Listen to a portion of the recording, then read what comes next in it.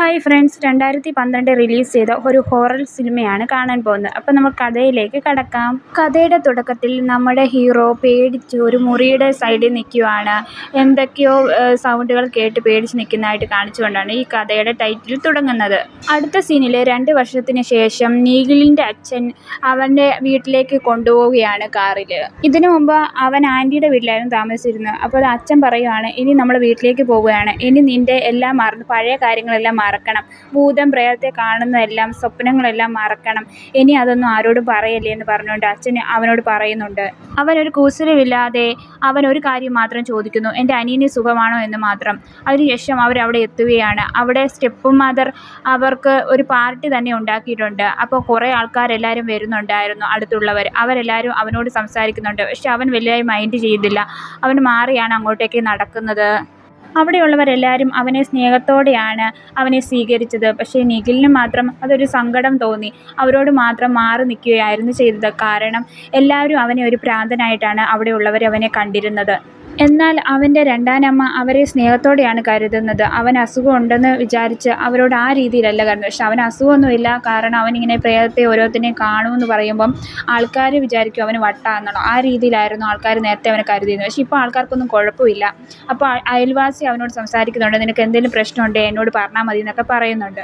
അയൽവാസിയുടെ 2 മക്കളെയും പിന്നെ ഒരു മോളെയും കൂടെ പരിചയപ്പെടുന്നു. ഈ മോളാണ് നമ്മുടെ ഇതിനകത്ത് ഹീറോയിനി നമ്മുടെ ഹീറോയിനോട് സംസാരിക്കുമ്പോഴത്തേക്കിന് 2 പിള്ളേർ ചോദിക്കുകയാണ്, ഇതെന്താ നിനക്ക് എന്നെ ഭ്രാന്ത് പിടിച്ചോ? ഇവനൊരു ഭ്രാന്തനാണ്. ഈ ഭ്രാന്തിനെ നീ കല്യാണം കഴിക്കാൻ പോവുകയാണോ എന്ന് പറഞ്ഞുകൊണ്ട് കളിയാക്കുകയാണ്. നിഖിലിന് ദേഷ്യം വന്ന് അവൻ അകത്തേക്ക് പോവുകയാണ്. എൻ്റെ അനിയനെ കാണണമെന്ന് പറഞ്ഞുകൊണ്ട്. സാധാരണ വീട്ടിൽ വരുമ്പോൾ കുറേ വർഷം കഴിഞ്ഞ് വീട്ടിൽ വരുമ്പോൾ സന്തോഷമല്ലേ. പക്ഷെ ഇവന് ഭയങ്കരമായി പേടിച്ച് ഭയന്നാണ് അവൻ ആ വീട്ടിലേക്ക് കയറുന്നത്. കാരണം ഈ വീട്ടിൽ അവൻ എന്തോ കണ്ട് ഭയന്നിരിക്കുന്നു. ഈ വീട്ടിലേക്ക് കയറുമ്പോൾ തന്നെ അവൻ എന്തൊക്കെയോ കാണുന്നുണ്ട്.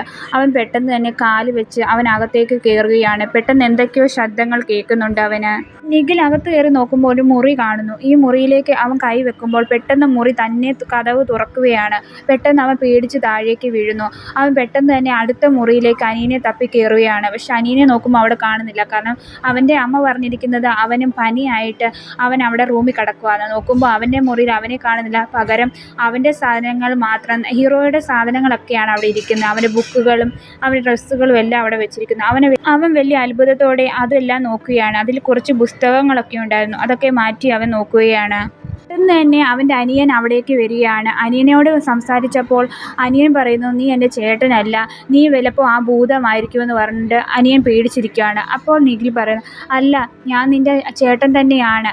എങ്കിൽ നമ്മൾ തമ്മിൽ വിശ്വസിക്കാനായി എന്തെങ്കിലും കാണിക്കുമെന്ന് ചോദിക്കുമ്പോൾ പണ്ട് അവൻ സിഗരറ്റ് ഉപയോഗിക്കുമായിരുന്നു. അതിൻ്റെ ഒരു ശകലം ഭാഗം അവൻ കാണിക്കുകയാണ്. കാരണം ആ സിഗരറ്റിൻ്റെ ഭാഗം അത് അവൻ്റെയിൽ മാത്രമേ ഉള്ളൂ. അതൊരു വെറൈറ്റി ആയിട്ടുള്ള ഒരു ഇതാണ്. അത് കണ്ടപ്പം തന്നെ അനിയന് അത് മനസ്സിലായി. അനിയൻ ഓടിപ്പോയി അവനെ കെട്ടിപ്പിടിച്ച് കരയുകയാണ്.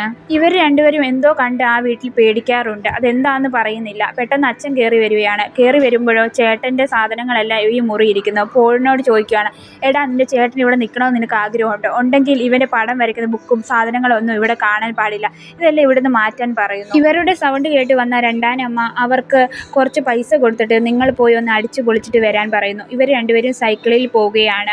കാരണം അനിയന് ചേട്ടൻ എന്ന് പറഞ്ഞാൽ ജീവനാണ്. പക്ഷേങ്കിൽ കുറച്ച് സാഹചര്യങ്ങൾ കാരണം ആ ചേട്ടന് മാറി നിൽക്കേണ്ടി വന്നിരുന്നു.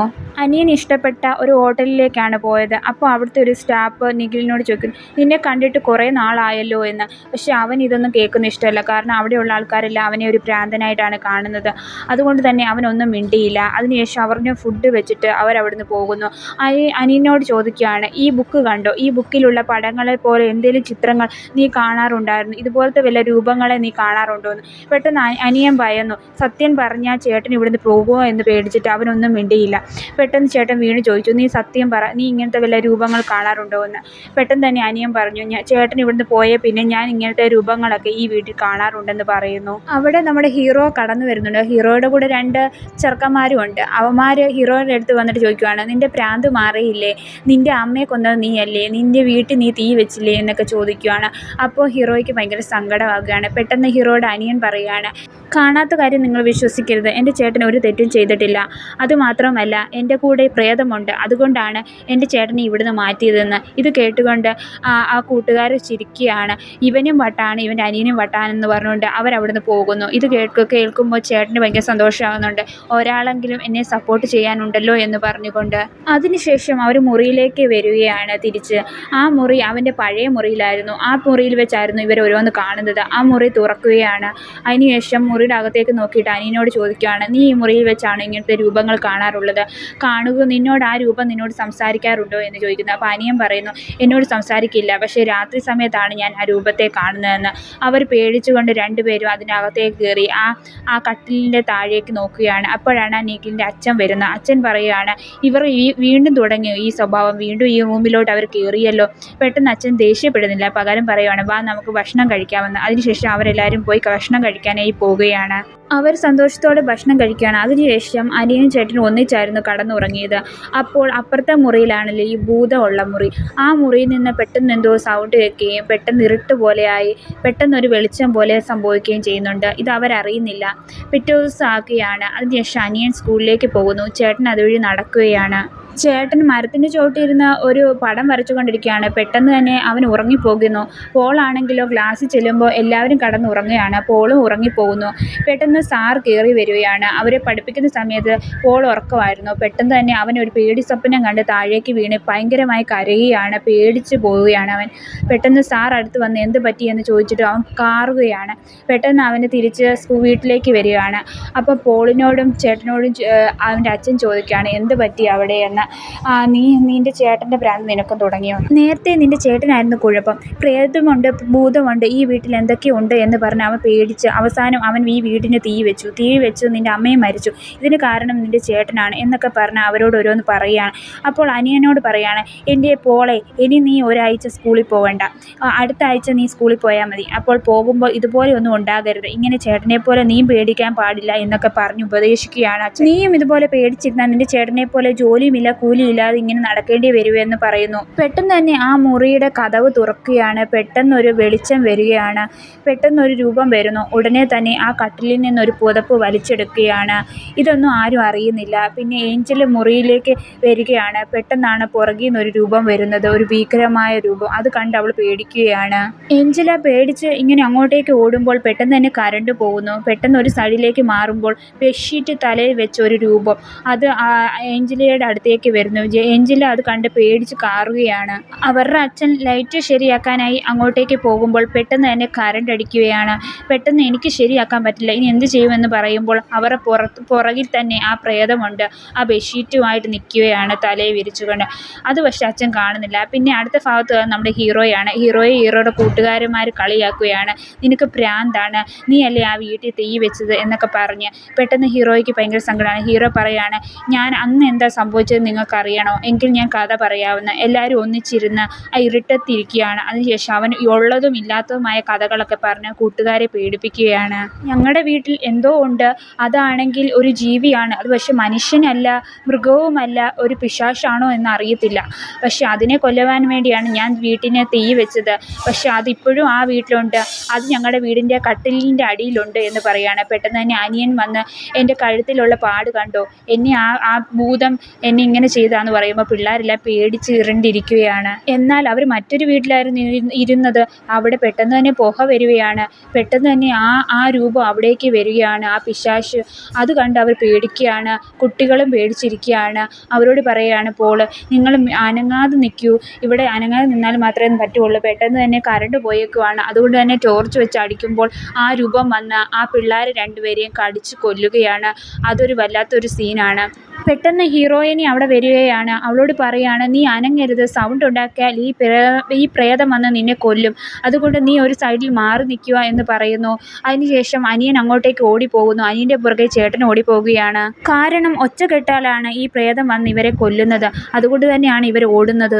പെട്ടെന്ന് തന്നെ പിള്ളേർ കഥ തുറക്കുക എന്ന് പറയുന്നു. പെട്ടെന്ന് അച്ഛൻ കഥ തുറന്നപ്പോൾ അച്ഛൻ പറയുകയാണ്, നിങ്ങളല്ലേ ഈ പവർ ഓഫ് ചെയ്തത്. അതുമാത്രമല്ല അമ്മ ഓടി വന്ന് പറയുകയാണ്, നിങ്ങളല്ലേ എന്നെ പേടിപ്പിച്ചത്, തലയിൽ പുതപ്പിട്ട് നിങ്ങളല്ലേ പേടിപ്പിച്ചതെന്ന്. അപ്പോൾ പിള്ളേർ ഞങ്ങളല്ല എന്ന് പറയുന്നിട്ട് അവർ വിശ്വസിക്കുന്നില്ല. അവരെ കാറിക്കൊണ്ട് കരഞ്ഞുകൊണ്ട് അമ്മ പറയുകയാണ് നിങ്ങൾ തന്നെയാണ് ഇവിടെ വന്നത് എന്ന്. പെട്ടെന്ന് തന്നെ കതക് തുറന്ന് ഒരു രൂപം വരികയാണ്. അത് കണ്ടപ്പോഴാണ് അവർക്ക് മനസ്സിലായത് എൻ്റെ മക്കൾ പറഞ്ഞത് ശരിയായിരുന്നു, ഇവിടെ എന്തോ പ്രേതമുണ്ടെന്ന്. പെട്ടെന്ന് തന്നെ മക്കളോട് പറയുകയാണ് ഓടിപ്പൊക്കോളൂ എന്ന്. പെട്ടെന്ന് തന്നെ അച്ഛൻ്റെ തലയിലേക്ക് ആ പ്രേതം കടിച്ച് കീറി അച്ഛനെ കൊല്ലുകയാണ്. ഇവർ 3 പേരും അച്ഛനെ രക്ഷിക്കാൻ പറ്റാത്തതുകൊണ്ട് ഭയങ്കരമായി കരഞ്ഞുകൊണ്ടിരിക്കുകയാണ്. അതിനുശേഷം നിങ്ങൾ ഒച്ച വെക്കാതിരിക്കൂ എന്ന് പറഞ്ഞിട്ട് ആ ചേട്ടൻ അവരെ ആശ്വസിപ്പിക്കുകയാണ്. അതിനുശേഷം ചേട്ടൻ അങ്ങോട്ടേക്ക് ഓടിപ്പോകുന്നു.